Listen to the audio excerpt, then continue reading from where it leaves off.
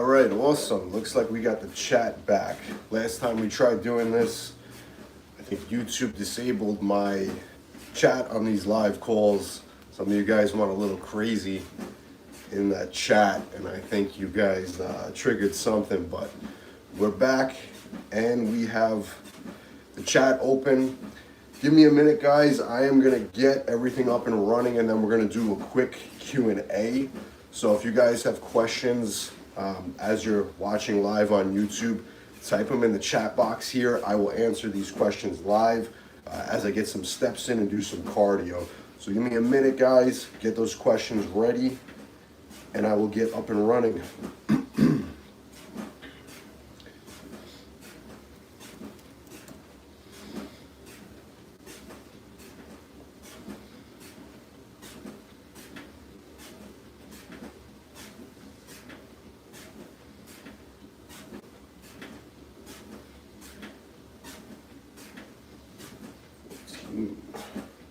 I believe this is live Q&A number 15. All right, awesome. Let's get this started.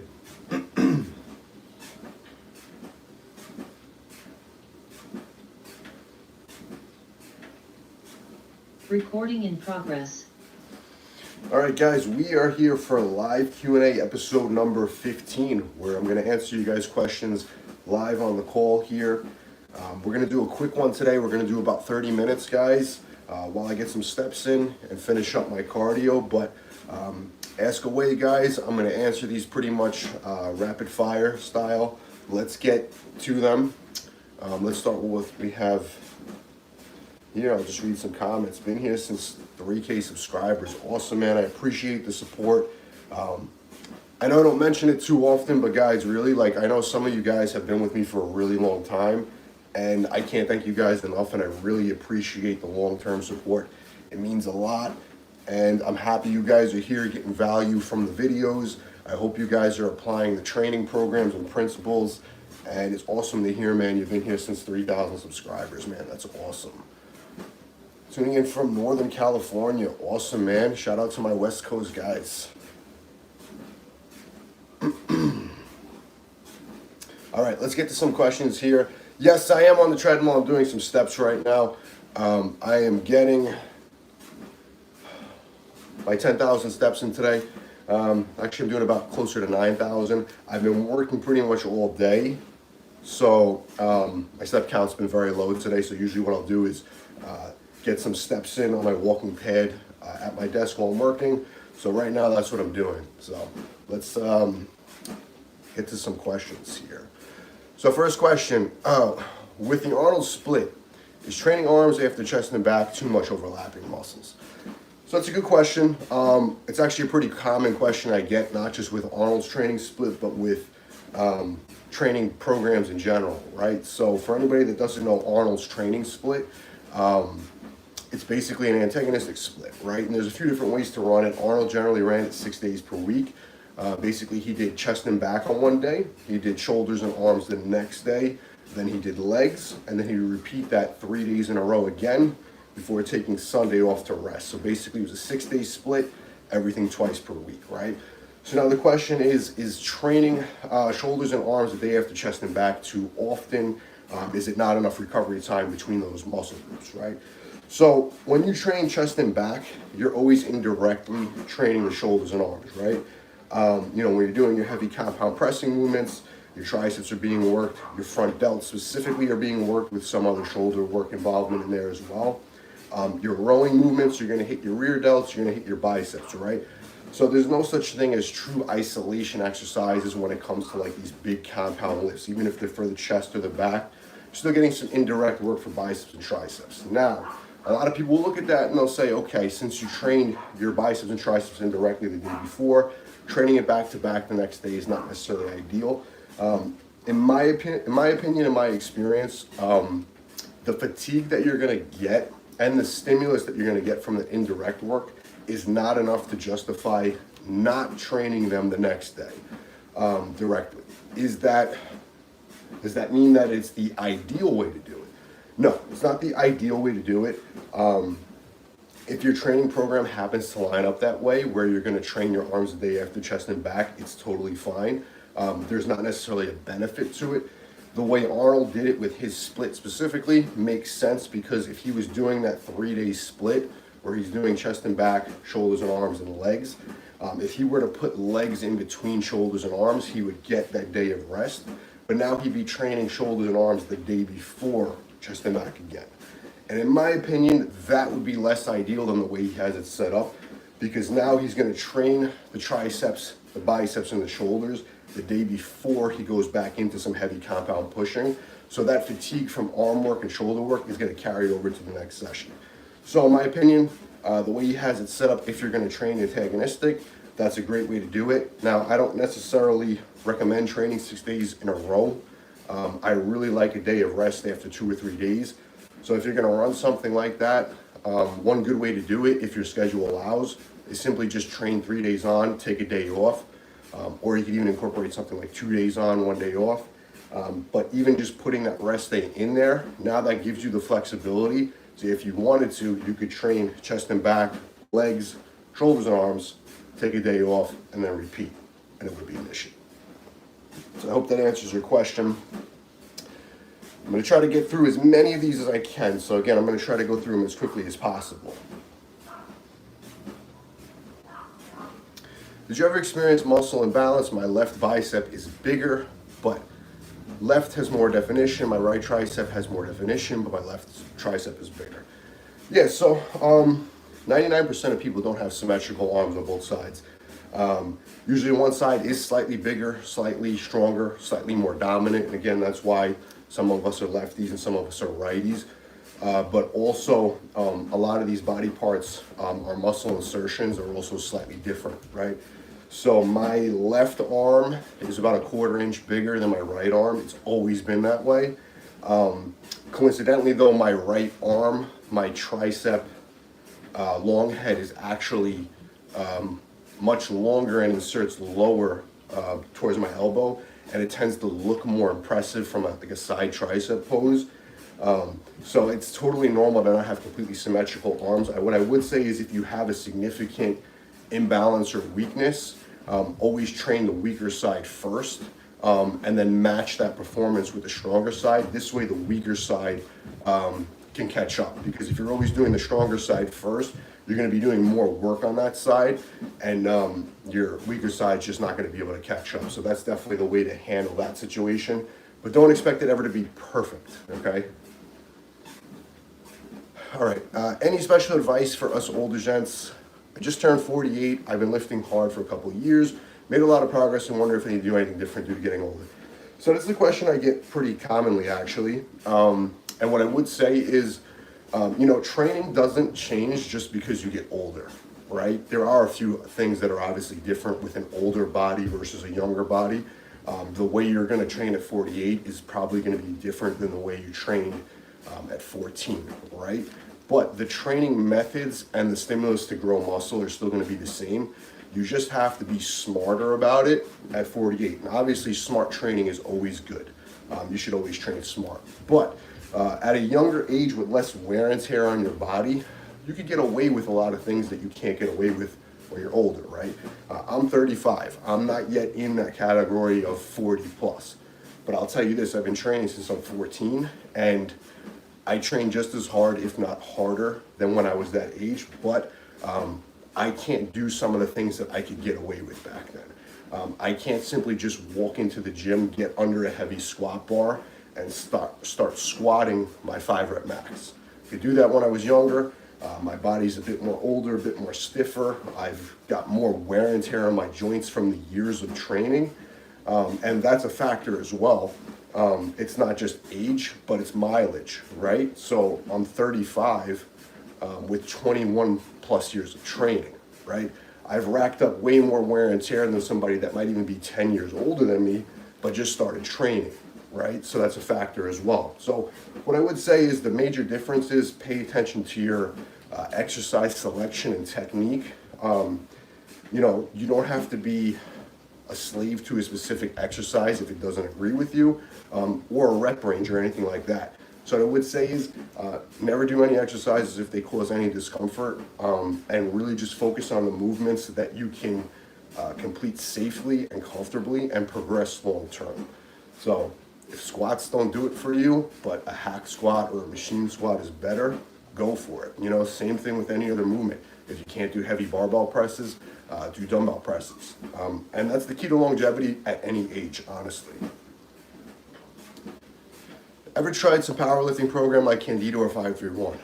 Yeah, actually, man, when 531 was very popular, I jumped on the bandwagon as well. I mean, we're talking about like, I want to say maybe somewhere around 2009, something like that. I ran it, and to be honest with you, I never really got great results in terms of muscle growth from running any type of strength-specific program or powerlifting program. I definitely gained a bit more strength on things like my bench, but like those lower volume strength programs, you know, something like 531, if I remember correctly, it was like 3 sets. There was a few different ways to run it. 3 sets of 5, 1 week, 3 sets of 3 another week. And then I think on the 3rd week, you would do a set of 5, a set of 3, and a set of 1. And there was more ways to do it. I ran those boring but big programs, things like that. And they have good application, I think, for beginner lifters, right? And it will help you build a good strength base. But bodybuilding is a different animal altogether. I think incorporating some strength programming into your training is not a bad idea, but if it's the primary focus on it, you're going to be lacking a lot long term. How much volume would you recommend per muscle group per session in a 4-day full body split? So, full body splits, obviously, when you're training the entire body, ideally to make them work, if you're going to train the whole body in one session, you want to train the whole body more frequently, but with less volume per body part, right? And when it comes down to how much you should be doing, it's really going to depend on how strong you are and how advanced you are as a lifter. Advanced lifters are going to need a lot more warm-up time. They're going to lift some heavier weights, which is going to require a lot more warm-up sets, which is also going to be more taxing and more demanding of a workout. So generally, I don't really recommend full body workouts for advanced lifters just because of that reason. If I were to do a full body training split, I'd be in the gym roughly 2.5, 3 hours every time I'm working out, which is not ideal, right?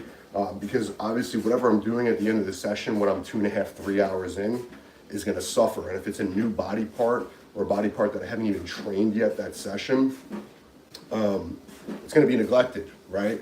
But for beginners, it's one of the best ways to train simply because beginners aren't going to require a ton of warm-up time. They don't have the strength or the skill ability to push themselves as hard as an advanced lifter. So you can combine a lot of exercises and body parts into one session and get a lot of good quality work and do it more frequently. But I would say as a base, you know, as far as how much volume, you know, as little as 2. I mean, you could even argue 1 set, but I would say, you know, again, for beginners, you're not at the stage where you're going to get much out of just 1 set. You don't have the ability to kind of maximize that 1 set. But I'd say between 2 and 4 sets per body part, done 4 times per week in a full body split, is really a great setup.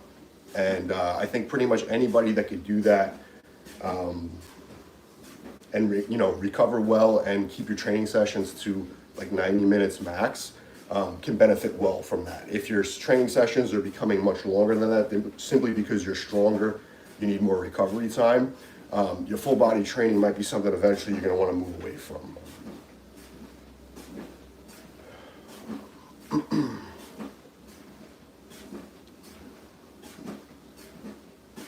Is it stopping your growth from doing cardio a day after doing legs? So no, there's nothing about cardio that directly inhibits gains or kills your progress, right? So what cardio does is it burns calories, right? Depending on what your overall calorie intake is and your calorie expenditure is going to dictate if you're building muscle, if you're burning body fat, if you're gaining weight, if you're maintaining weight, or you're losing weight, right? So the cardio itself is just a tool to expend more calories. So let's say that you train legs and the next day you do some cardio, but you overconsume calories even with that calorie burn. You're still going to be in a surplus of calories, And if you stimulated muscle growth and you supported that muscle growth with enough protein and calories, you're still gonna grow. Depending on what type of cardio you're doing, if it's very fatiguing for the legs, like let's say you're doing sprints, or you're doing some high impact cardio, you're gonna further fatigue your legs a bit. You know, right now I'm doing steps. This isn't really quote unquote cardio, this is more just calories burned. But this is not gonna be demanding on my legs, right? So it's not gonna inhibit my recovery. So if you're doing low, moderate intensity cardio, it could actually even speed up the recovery process because you're getting blood flow and nutrients into the muscle. I would just avoid doing anything that's gonna further fatigue it because you're gonna just prolong your recovery period.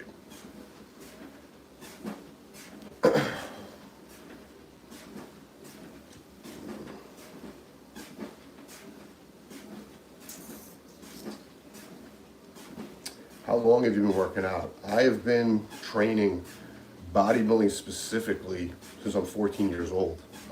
This year will be 36, actually. So pretty much I would consider that my whole life since I've been old enough to be in the gym. Actually, I remember going to the gym at 13 and them telling me I wasn't old enough to join, and I had to wait until my 14th birthday. So I literally joined the gym on my 14th birthday.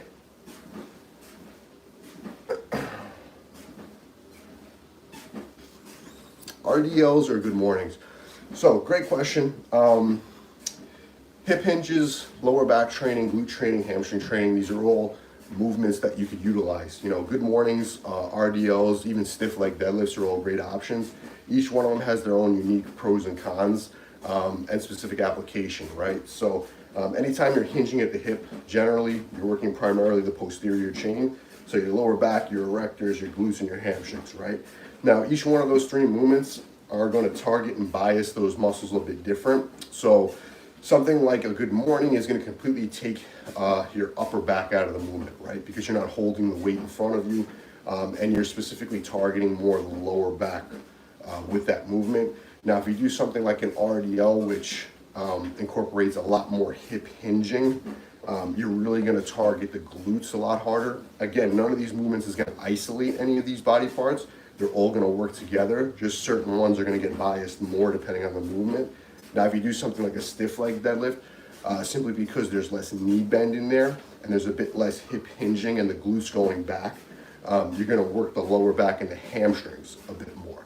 So all three are great options. You can incorporate all three into your training regardless which one of those muscle groups you're trying to target.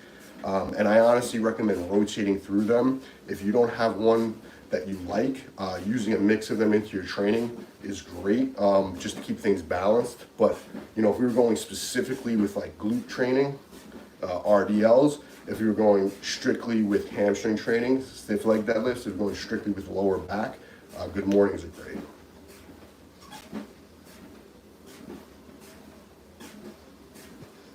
What type of advice would you have for someone who is stalled while bulking from too much volume and lack of rest to get back to progressing? So, you know, that's part of training. And people kind of come up with this idea, or they pretend that like there's this optimal program out there that just allows you to keep progressing and to keep training without ever building up fatigue or getting too run down or like nowhere near overtraining, right? But what you have to understand is that hard training is required to build muscle, and hard training, whether that's through intensity or volume, is very physically demanding and requires recovery, right? So recovery and stimulus always need to be managed, but understand that you can't stimulate your muscles enough to grow without also building a decent amount of fatigue. So just understand that fatigue is a necessary evil when it comes to training. So I don't necessarily worry about building up fatigue, but when it gets high enough, we need to drop off that fatigue so that we can keep training, stimulating muscle, and keep growing, right? So if you're in that state where you've kind of built up too much fatigue, simply take a deload week. Deload week is basically 1 week of training that's an active recovery week. You could do that by cutting down your volume, your intensity. Personally, my favorite way to do it is to train how you normally train.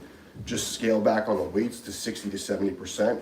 So you're basically going to be lifting light weights. It's enough weight to maintain muscle mass and strength and performance, but it's also going to drop off fatigue because it's not very fatiguing itself. And that week of lighter training is going to allow you to come back fresh, recovered, and train harder. So take a deload week, go back to your normal training.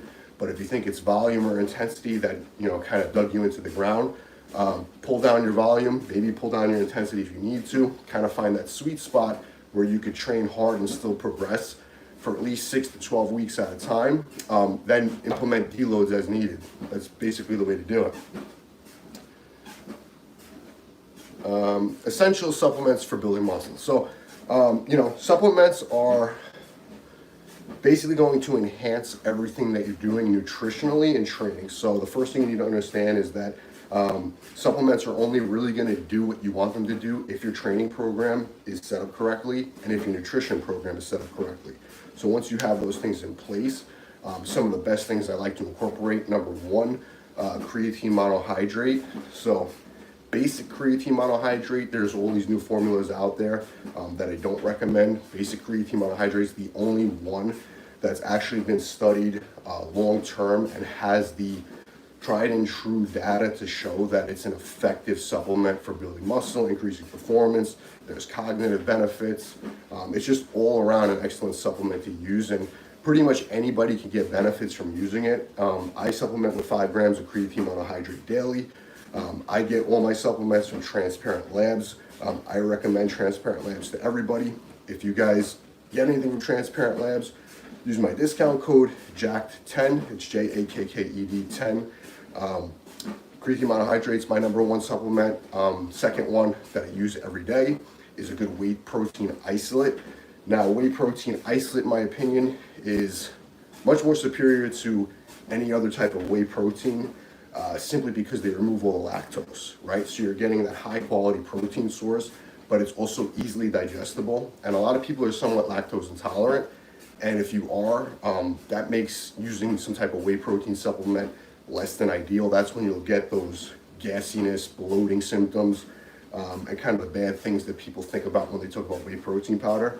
If you're having those issues, you're not supplementing with a whey protein isolate. So those are my 1 and 2. From there, what I use personally, and these are kind of like more advanced things that you don't necessarily need.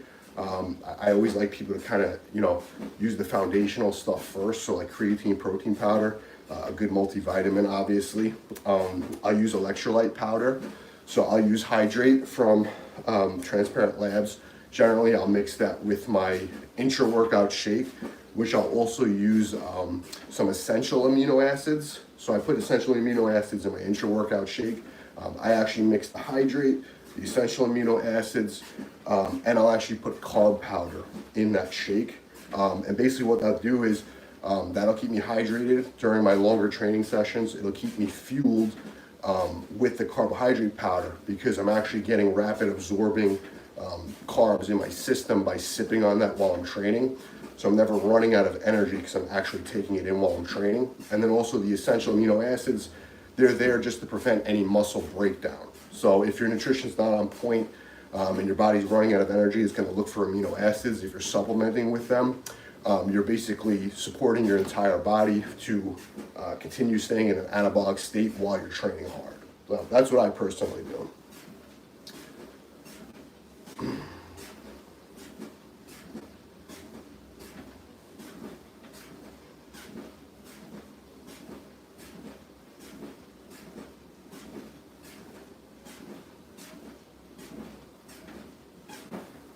Let's see what we got here. What's your view on science-based lifters who suggest that more volume equals more gains if you can recover from it, up to 40 sets per week body part? So without going on a huge rant here and turning this into like a science-based bashing session, what I will say is, listen, anybody that's trained hard, that's at the advanced levels and kind of understand what hard training actually is, knows that no matter what you're going to see in a study, nobody who's training hard with any level of experience or strength is performing 40 sets per week per body part, recovering or even doing anything. I mean, like my highest volume body parts are trained at like maybe 16 sets a week, maybe.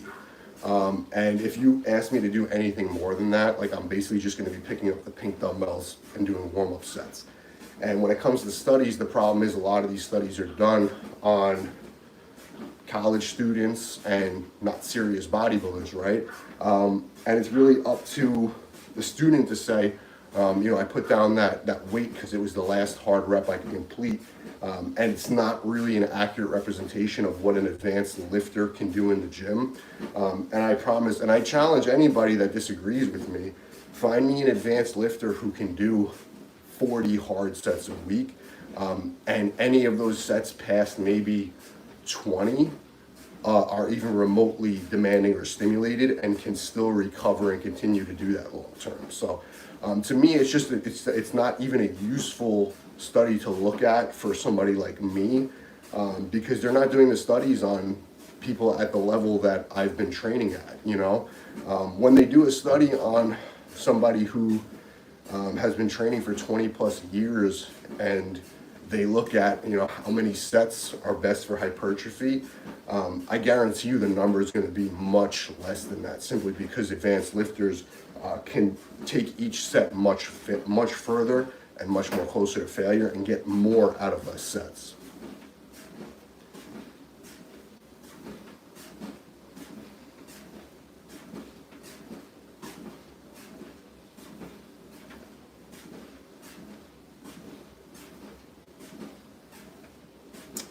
Why are people laying down on a flat bench to curl for biceps? I don't know, man. That's a question me and you both have. And I really think that it just simply comes down to number one, it's for views on social media, first and foremost. But unfortunately, number two, a lot of younger guys and uneducated guys who don't actually have experience training hard look at this stuff and they think that it's just like a magic bullet or a secret formula. And they're like, oh, I don't have big biceps. Maybe if I try this fancy exercise, I'm gonna have like a leg up on my competition who's not doing it. When in reality, the guys with the biggest arm development or any body part development are guys that are super strong and super efficient at doing the basics. Show me a guy who does flat lying dumbbell curls with 15-pound dumbbells, and I'll show you a guy who does 135-pound barbell curls with strict form, and you answer which one has bigger biceps, right? It's not the guy doing the flat bench curls. All right, guys, we got 5 minutes, and then we are going to end this out. So let me get to the last questions we got here.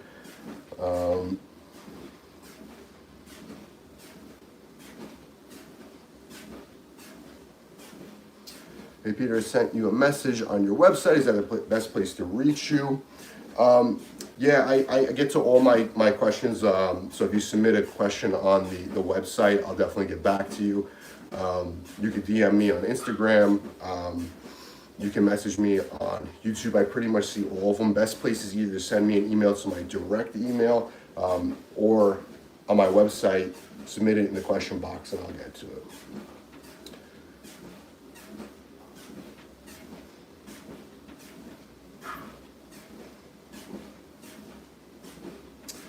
Please tell me if I should do a bro split or push-pull legs while bulking. So I can't answer that without knowing anything about you, right?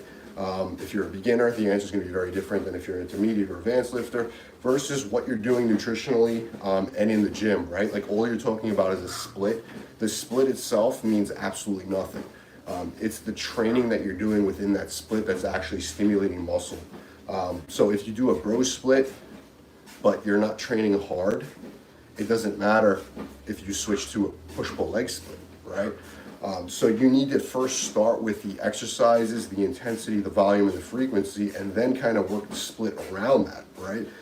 So if you're someone who can perform a lot of good high-quality work with, let's say, lower volumes of 2 to 6 sets per body part in a session, you could potentially benefit from training that muscle group more frequently. And then something like a push-pull leg split makes more sense because the frequency's a little bit higher and it's easier to set that up. Now, if you're at the advanced stages where you're just your volume requirement, your intensity requirement is so high. You know, especially if you're super strong, it might not be practical to combine chest, shoulders, and triceps into a session. And probably 90% of people watching this are not at that level yet. But if you take an elite pro bodybuilder who, let's say, can bench press 3, 4, even more plates in the gym, right? Can dip 4 or 5 plates. Combining chest, shoulders, and triceps is probably going to be overkill, and whatever he does later in the session is going to suffer a bit. And he might be at a level where a bro split is really the only way to get high quality work in without basically over fatiguing himself and letting certain muscle groups get neglected by the end of the session. So at that point, you might have a requirement for a bro split, and you have to a necessary reason to back off on the frequency just to keep the intensity high. But if you're not at that level yet, you could benefit from more frequent training. And if you can benefit from more frequent training, you're gonna grow faster. So anybody that needs a bro split is probably at the stage where growth is not gonna happen fast anyway.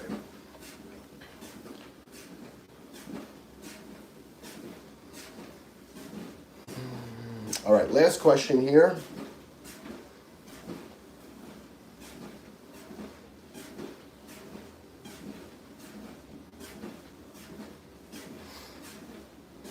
Let's make it a good one.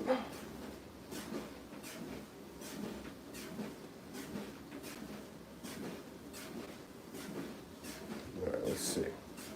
There's so many in here, guys, so I apologize if I don't get to all of them.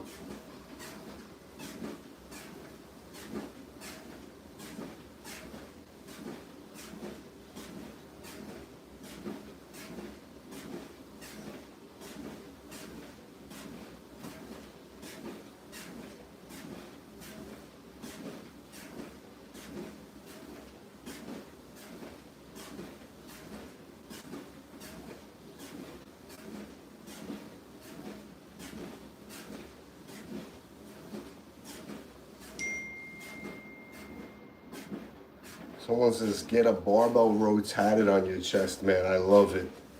I love it. I love that you guys still understand the importance of barbell rows. All right.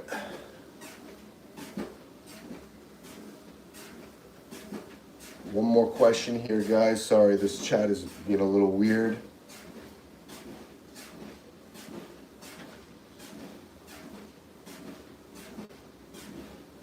All right, last question. How many sets do you reckon per muscle group per session? Does this differ for smaller? It looks like it got cut off, so I'm assuming it's for smaller body parts. So the amount of volume you're gonna do per session is really gonna be based on quality of work and effective work, right? So I always recommend that you create the greatest stimulus from the lowest amount of volume per session, and then you do it as frequently as possible, right? So we can look at it 2 ways. If you're doing 20 sets per week per body part, you could do 20 sets in 1 session, or you could do 10 sets in 2 sessions, right? Which one is gonna have a higher quality of work? Obviously, if you do that 20 sets in 2 sessions, 10 and 10, the quality of work on the second half of that workout is gonna be better doing it on a different day, because now you're doing it fresh, right? So just by simply splitting those 20 sets over 2 sessions, you're going to increase the quality of work and the stimulus in both of those sessions.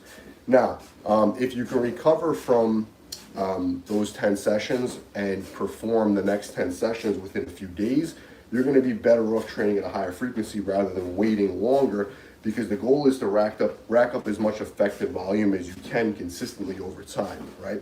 So the ideal amount of volume that you should do in a session is the amount that's enough that you're getting a solid pump in the muscle, you're creating some muscle damage, and you're having some soreness needing recovery the next day. Now, the harder you train, the stronger you are, and the more efficient at lifting you are, the less sets it's gonna take you to accomplish that. So if you asked me this question about myself like 10 years ago, I'd probably say I need somewhere between 8 and 12 sets in a session to accomplish all that. I am at the stage and the ability now where I could create that training stimulus by training as little as, let's say, 3 to 6 sets in that 1 session. And that's plenty for me. And I could repeat that about 4 days later, right? So that's kind of the ideal training volume and frequency.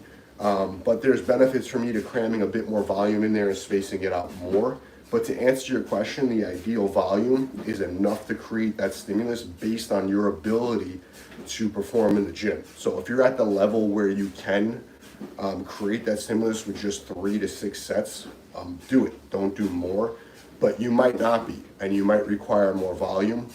Hit that volume that you need to create that stimulus, rest, and then do it again as frequently as you can recover from. All right. But that's all I got for today, guys. It's been an awesome Q&A. Appreciate all the questions. Appreciate your support, guys. I will hop back on next week and we'll do another one if I didn't get to your questions. I can't get to all of them, unfortunately, in one call. But definitely hop back on, ask your questions next week, and I will get to them. Appreciate it, guys. Talk to you soon.